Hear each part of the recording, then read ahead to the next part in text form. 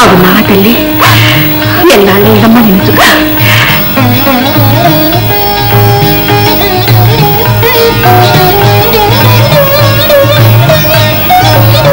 దయచేయండి అమ్మగారు, దయచేయండి దయచేయండి. ఇంతకాలానికి జ్ఞాపకం వచ్చావా? గంత మాటలకు దొరుకుతానమ్మగారు. వదిలే ఫ్రెండ్స్, అంత క్షేమంగా ఉన్నారా? బిడ్డ ఈ తాత ఎడుకున్నారా? అలాగే నిలుస్తున్నారు. కూర్చోండి వదిలి గారు, కూర్చోండి. అశ్వని బాగారు రాబాయ్ నాయకులు వచ్చేసారు. స్టేషన్ కారు పంపించాను కదా. కూర్చోమంటారు, కూర్చోండి. ఊళ్ళంతా బాగున్నారా? బతుకమ్మ మసాలా అంతా బాగున్నారా? కూర్చోండి. ఏంటమ్మా తింటున్నావా?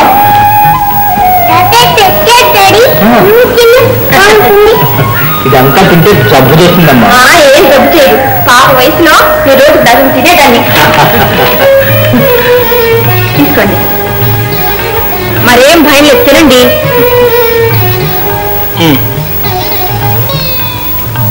ఏం మాంగారు, రాములు వాళ్ళంతా బాగున్నారా? మంచిగా ఉన్నారు దొర. రేపు నెల అమాస దాటినాక రాములు లగ్గు మీరు దగ్గర జరిపించాలి. వస్తాం, అంతకంటేనా? ఏమ్మా మామయ్య పెళ్లికి వెళ్దాం.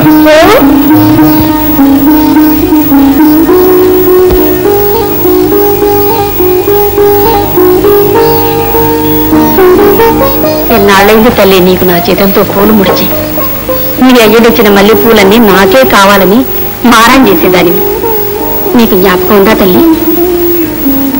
ఏమ్మా ఏదో లగులో చెప్పు తల్లి. అమ్మ దగ్గర దాపరికి ఎందుకు? చెప్పు తల్లి. ఏముందమ్మా చెప్పుకోవడానికి?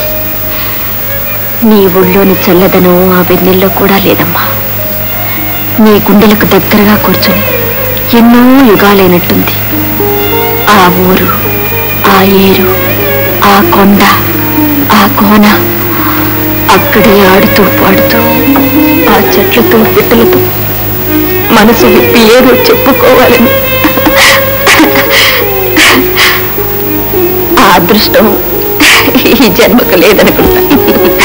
పిచ్చి పిల్ల, నువ్వు ఒట్టిగా అంటావు కానీ ఆడకొచ్చి మనం నువ్వు బతకగలవా? ఎప్పుడైనా అనుకుంటే మా నీకింత సిరి పట్టుద్దని. శ్రీశైలం వల్ల నిన్ను సల్లంగా చూసిండు, నిన్ను మారాన్ని చేసిండు. దేవత లాంటి అత్తగారు, రాములూరు లాంటి మొగుడు, స్వర్గం లాంటి ఇల్లు, రత్నం లాంటి బిడ్డ, సిరి సంపద, నౌకర్లు, సాకర్లు. ఇంత అదృష్టం ఏ పిల్లకు పడుతుంది తల్లి? అయ్యో నా దృష్టి తగులుతుందేమో నీకు. ఎందుకే నవ్వుతావు వల్ల? అందుకేనే దిష్టి తగులుతుందని. నేను ఇంట్లో అనుభవించే ఆనందానికి దిష్టి తగులుతుందని. పాప నిద్రకొచ్చింది. ఎన్ని మాటలు మాట్లాడింది అనుకున్నావు సిలిక? ఏందే కూతురు తన మాటలని ఇంకెవరు మిగిలిన?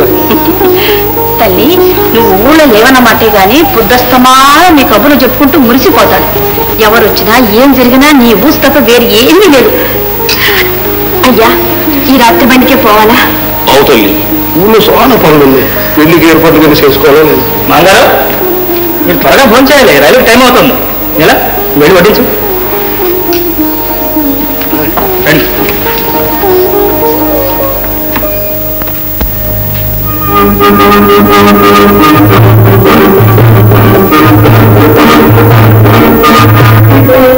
పల్లెటూరు మీద పెట్టైనా చాలా రుచిగా ఉన్నాయండి. తిను తిను తిను తిను అయిపోతే మళ్ళీ వరకు.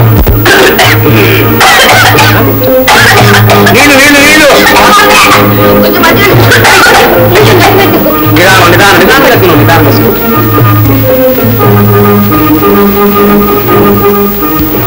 ఏమేమందరా పెద్ద కోతలకు వచ్చారే?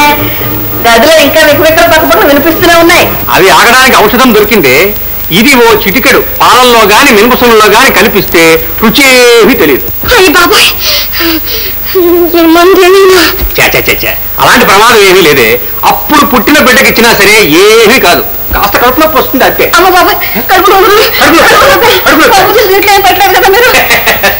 నీకు కడుపు నొప్పి రావడానికి మందు కలపాలంటే పొద్దుటి నుంచి ఇంటర్వెల్ అయినా ఇవ్వకుండా అదే పనిగా పట్టిస్తూ ఉంటే కడుపు నొప్పి రాకేం చేస్తుంది? అందులోనూ మినపసున్న ఇనప టిఫిను. పోదురు ఎప్పుడు నుంచే మీరు ఇష్టం కడుపులో నొప్పి.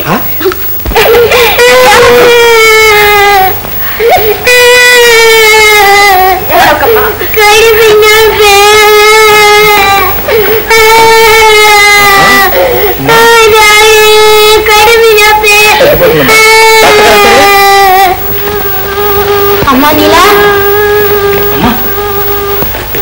అయ్యో మీరెందుకు వచ్చారమ్మా మెట్లకి?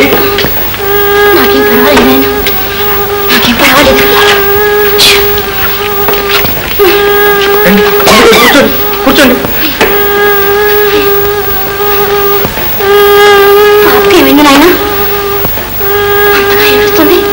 ఏముందక్కయ్య, ఏదో కాస్త అజీర్తి చేసి ఉంటుంది, కడుపులో కోడి ఏడుస్తుంది అంతే.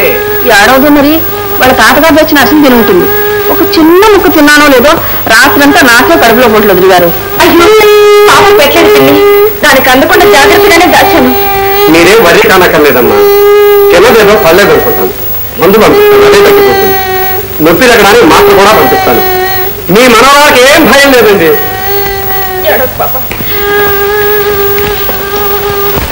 ఏదో మామూలు కడుపు నొప్పి. మీరు మ్యారేజ్కి ఎక్కారు, నెట్లేకపోదని చెప్పారు కదండి. మిస్టర్ వేణు, మనిషిని పంపండి, మందు పంపిస్తాను. ఈ మందు కాదు, అది తగ్గిపోతుంది.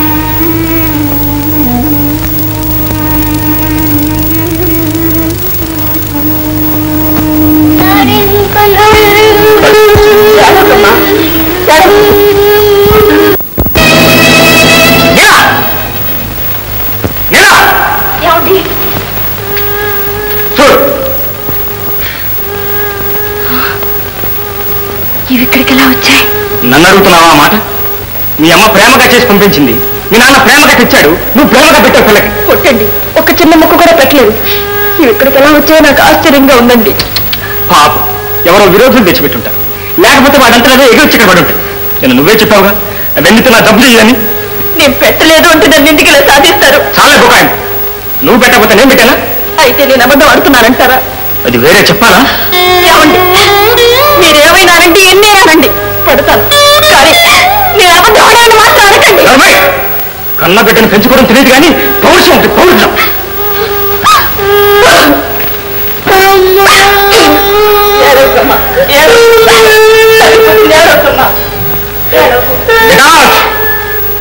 ఇక్కడి నుంచి పాప విషయాలు నువ్వేం పట్టించుకోనక్కర్లేదు. కొట్ల సాగిట్లో పుట్టి పెరిగిన దానికి బిడ్డలు పెట్టడం నీకే తెలుసు. ఎంత బాధపడుతుందో. దయ్యం చేతిలో బిడ్డలు బతకాలని ఊరికన్నా. ఇదంతా నా కర్మ. అదిగో చూడండి, పాపకు తినిపించిన అరిచల చెట్టులు ఎలా పడినాయో చూడండి. తప్పు కదమ్మా. ఇక నుంచి పాప మంచి దగ్గర నువ్వే చూసుకో.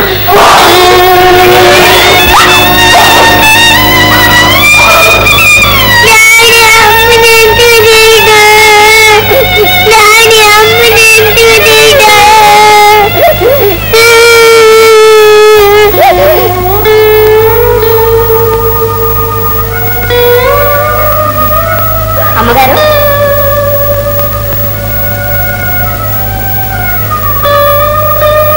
అమ్మగారు,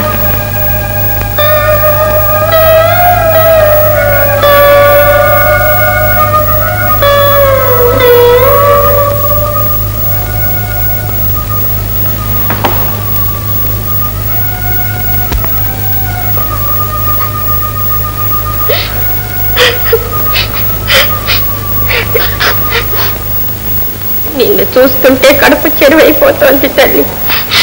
నల్లనివన్నీ నీళ్లు, తెల్లనివన్నీ పాలు అనుకుంటే ఎలా చెప్పు తల్లి? అందులో నా తప్పే ఉంది. నౌకరీ ఉండదు, ఏం చెప్పదమ్మా. దానికి అంతటికి వేరే కారణం ఉందిలేమ్మా. నువ్వెక్కడో వట్టి సత్తికాలకు మనిషి.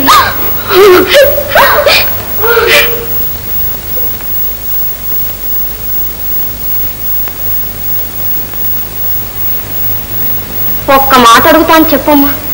ఇన్నేళ్ళు వచ్చాయి కదా పద్మకి, పెళ్లి ఇంకా ఎందుకు కాలేదు చెప్పండి? క్లబ్బులకని, సినిమాలకని, షికార్లకని అయ్యగారు పద్మతో ఆడే నాటకం చూస్తూ కూడా తెలుసుకోకపోతే ఎలా చెప్పమ్మా? తెలుసమ్మా, తెలుసు. ఇలా జరుగుతుందని నాకు ఎప్పుడో తెలుసమ్మా.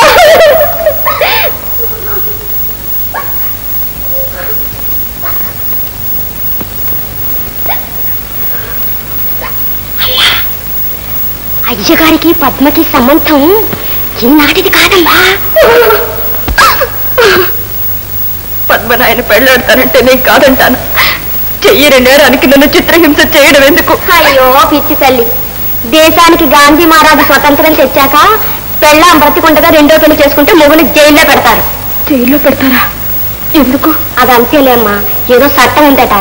ఇప్పుడు తెలిసిందా తల్లి, ఈ సిరాకులకి పరాకులకి కారణం ఈ ఎత్తులన్నీ నేను ఇంటి నుంచి తరిమేయాలని. నువ్వు ఇంటి నుంచి పోయిన తర్వాత పద్మని పెళ్ళాడొచ్చని. అమ్మగారు, మీరు కొంచెం జాగ్రత్తగా ఉండండి అమ్మా. ఆయన ఎత్తులు ఏమాత్రం సాగనేయకూడదు. మిమ్మల్ని చూస్తుంటే అచ్చు చచ్చిపోయింది మా చెల్లినే గుర్తుకొస్తుంది తల్లి. అమ్మా, ఏదో నౌకరేముందని మీరు చెప్పాను తల్లి.